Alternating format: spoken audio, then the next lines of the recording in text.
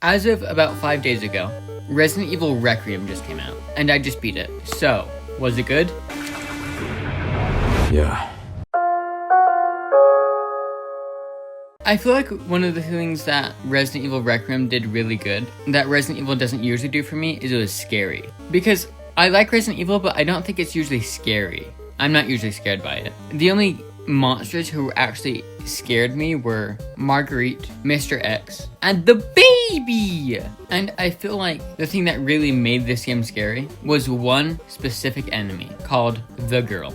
During the events of the game, we play as Grace Ashcroft, and we are an FBI detective person, and we have to investigate a death that happened in an apartment building. So we do that, and we encounter a bunch of zombies, which is Grace's first time encountering a zombie before. This is all new to her. She's never seen a zombie before. She is shocked by seeing one zombie. She thinks that one zombie is the craziest thing in the world. And then, later, after a bunch more zombie encounters, this happens.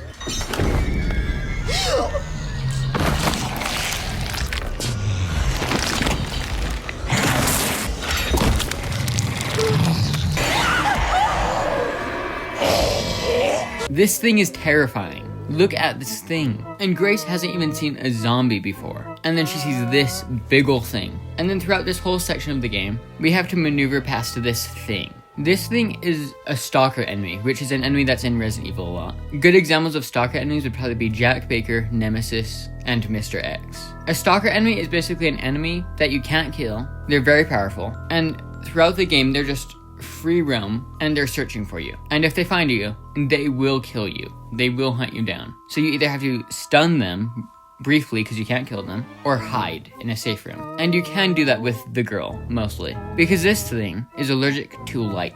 Any light will just make her skin start melting in the coolest animation I've ever seen. And luckily for you, the safe rooms are all lit up, which also gives a canon reason of why stalker enemies can't go in the safe room. Because in other games, they just would choose not to. It's a gameplay thing. But this one has a reason. Her skin just fucking melts. So she doesn't enter the safe room. And then you can also use her light allergy in other rooms and hallways. When you're maneuvering past her, she will not go in any rooms that have lights. And in this game, there's light switches, so you can turn on and off lights. So if the lights are off, just in case, they start off or there's a zombie who just loves turning them off, then she can come in and she can kill you. Then if you turn on the light switch while she's in there, she'll run away. But if you do that too many times or light is just on too much and it annoys her, she'll just break the light.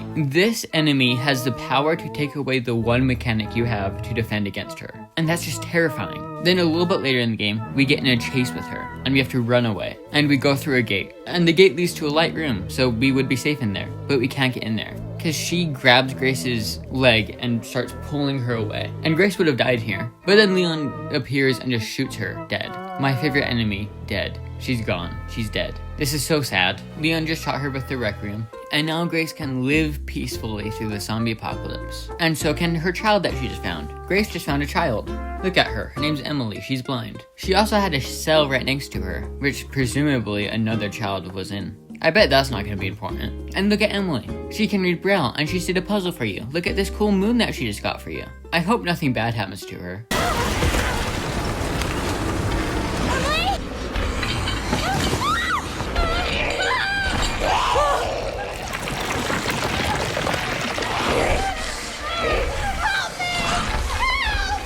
She's back! I cheered when she came back. I was so happy. And terrified. She's scary. And now we have to maneuver around her in the underground prison. Why is there an underground prison, you ask? It's because the girl has an underground prison. I don't think she made it, but it's hers now. She claimed it. And she's collecting these little dolls and keeping them in this room. And she also has Emily now, and she put her in the prison, who was just nicely tucked into bed. The girl is so nice. So when we maneuver around her in this section, her gameplay is kind of similar, but it's a little bit different. Now, since it's underground, it's very dark. The only light that you can use is the light from the engines in the puzzle that you're doing. So you can't control the light freely because you have to do it around the puzzle. So basically your best bet is just to sneak around and hide. And then once Grace finally gets Emily, they have to run away. They have to run away from the girl. And right before they're able to get in the elevator and get back to the main floor, Grace's leg gets grabbed and is in the middle of the broken elevator, which is about to fall, ripping off Grace's leg. Well, the girl is just holding her leg there. And she has her first line of dialogue in the whole game. Let's Play!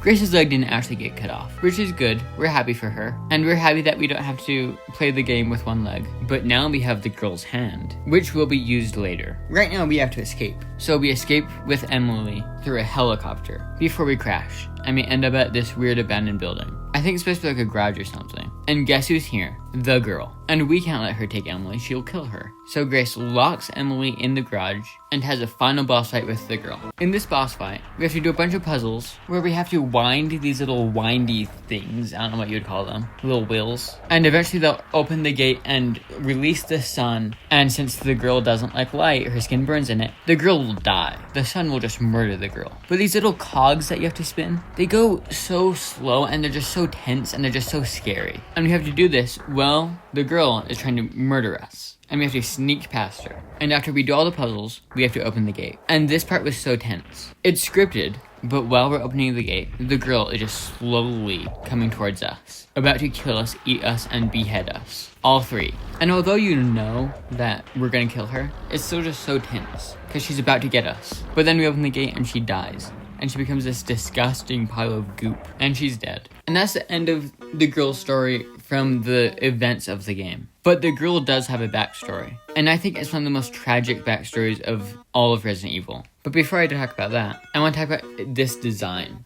This design scares me. It looks like a human, but it's like so stretched out. And its face is just so messed up. It looks almost human, but it's just not. It has big monster claws and monster feet. That when you're hiding and crouching, trying to not die by her, seeing that just walking around is terrifying. And do you see its outfit? It's wearing a dress with long white hair. Do you recognize that from anywhere? It's the same outfit that Emily wears. And later we find out that Emily is one of many clones. I think of Grace, because Umbrella experimented on children who were all just clones of each other. And I believe that this girl is a mutated version of one of those children, because of many reasons. First of all, the outfit, you can tell it's the same as all of them. She collects toys, which is child behavior, and right before she gets her hand cut off, she says her one dialogue, "Let's play." She's a child. She thinks she's playing a game with Grace. She's not trying to hurt anyone, which is just so sad. And it gets worse, because do you remember how I said that when you see Emily, there's two cells? The other one was another child, Emily's twin. You can see pictures of them. And I believe that the girl is a mutated version of Emily's twin. And that's why she never hurts Emily. When she kidnaps her, she just tucks her into bed, all peacefully. Because she cares about Emily. She loves Emily. That's her twin sister. And we know that these children can mutate into things, because Emily does it later.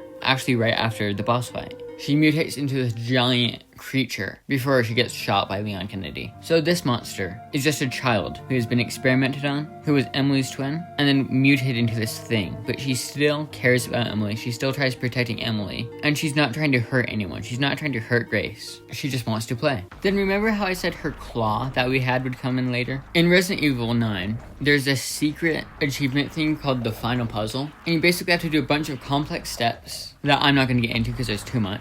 But the final thing you have to do is grab the claw that you have and analyze it in the blood analyzer thing. And you'll get text that says "Let's play," which is her thing, and a code that you can put into the sun, star, moon puzzle that Emily did for us. And after doing that, well, Emily in your arms, you get this creepy child laugh,